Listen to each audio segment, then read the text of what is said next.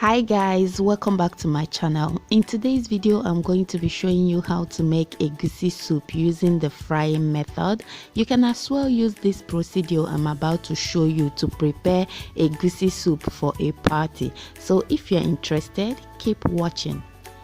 So here I've got 3 cups of egusi seeds,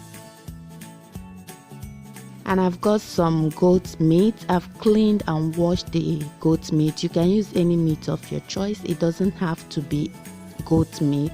Here I've got 4 smoked catfish. You can use stockfish if that's what you want. And here we have 3 fresh tomatoes, 2 scotch bonnet pepper, 1 bell pepper and 2 onions. Here I've got 3 tablespoons of crayfish, and here I've got 1 tablespoon of uziza seeds. This adds a very nice taste to the egusi. If you have it, add it.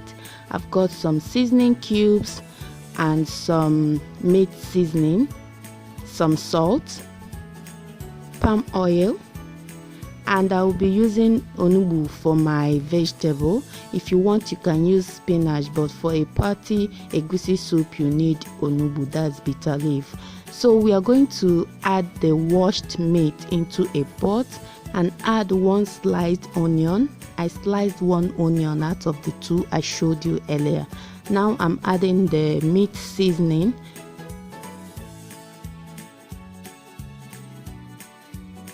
and I'm going to be adding 1 stock cube. Add some salt. You can add all these things depending on the quantity of soup you are making, okay? So I'm just showing you the method. I don't know how to prescribe the quantity of what you need to use. So we are going to add some water almost to the level of the meat. Cover it and let the meat cook until it is well cooked. And while the meat is cooking, we are going to go ahead and blend the egusi seeds just like so.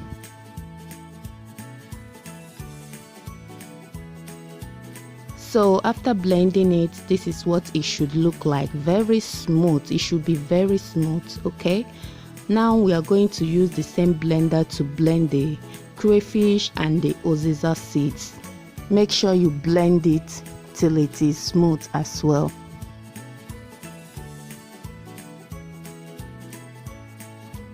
And this is what it should look like after blending it. Can you see how smooth it is?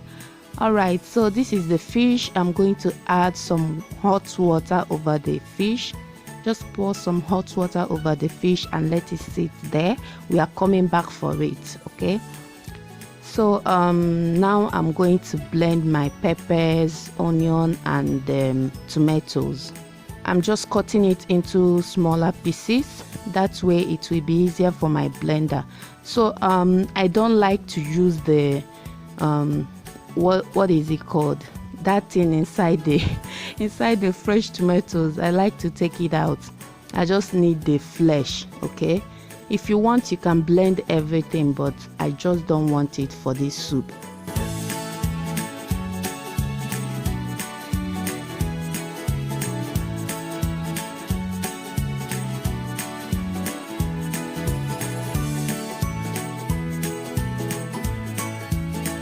So I'm going to slice this half of the onion into thin pieces like so. And here is our peppers, onion and tomatoes. We are going to blend that and set that aside, but make sure you don't add water to it. Now this is the blended egusi. I just added the sliced onion into it, and I'm just going to be mixing it together with the egusi. Add water bit by bit. Just keep adding water bit by bit and mixing it up. I'm going to show you the consistency you should be aiming at. Alright, after mixing it, this is exactly the consistency you should be going for, not watery at all. It is very thick but not too thick either. So I just added some palm oil into the pot, just enough oil to fry the egusi, okay? and then I added the blended peppers, onion and fresh tomatoes. We are going to fry this until it is dry. All right, so now the tomatoes and the peppers, onion, they are now dry, and I'm just adding the mixed egusi. The egusi we mixed with the onion, add it bit by bit into the pot, stir it a little bit and let it fry for about 20 minutes.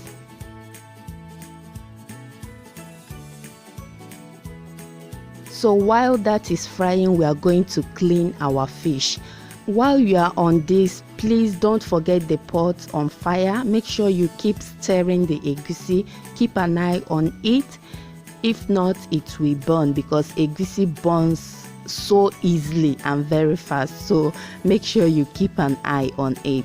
So you are going to clean the fish just the way I'm doing it here. Take out the bones and all the intestines and all the unwanted particles inside the fish. Just make sure your fish is very clean and boneless.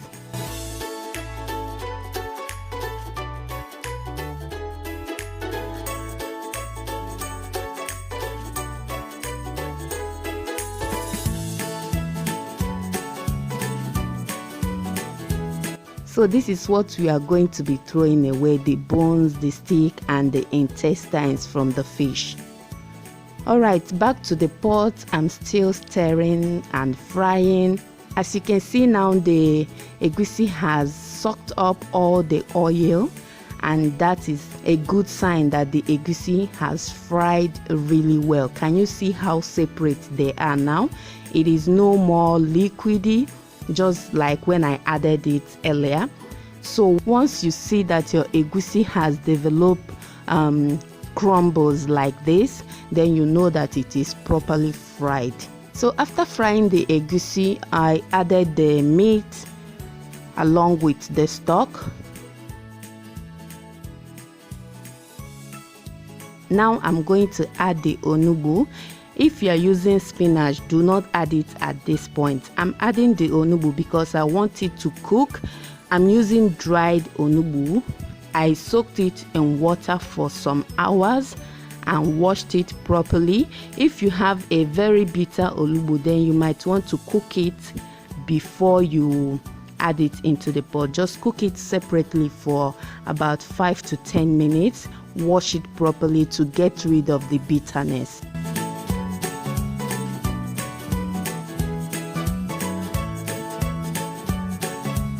So after adding the onugbu, I added the dry fish.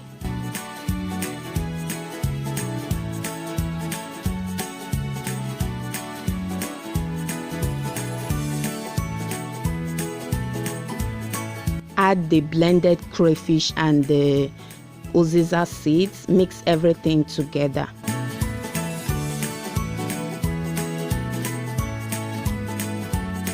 Now taste before you add your seasoning. Like I always say, you have to taste your food before you add more seasoning. Why I tasted it is because I used some seasoning while I was cooking the meat, so I need to be very sure before I add more. Okay, so I later added extra 2 Knorr cubes and some salt. Now I'm just adding water bit by bit. I don't want the soup to be watery, and you can add water depending on how you want the consistency of the soup to be. If you want it to be very light, you can add more water. If you want it thick, then add water bit by bit until you achieve the consistency you want. So we are going to cover the pot and allow the egusi to cook for extra 10 minutes, and it's done. So guys, that is how to make egusi soup using the frying method. Like I said before, you can use this method if you want to prepare egusi soup for a party. Trust me, it will come out very nice and tasty, and people are going to ask for more. Okay. Thank you so much for joining me today. I will see you guys in my next video. Bye guys.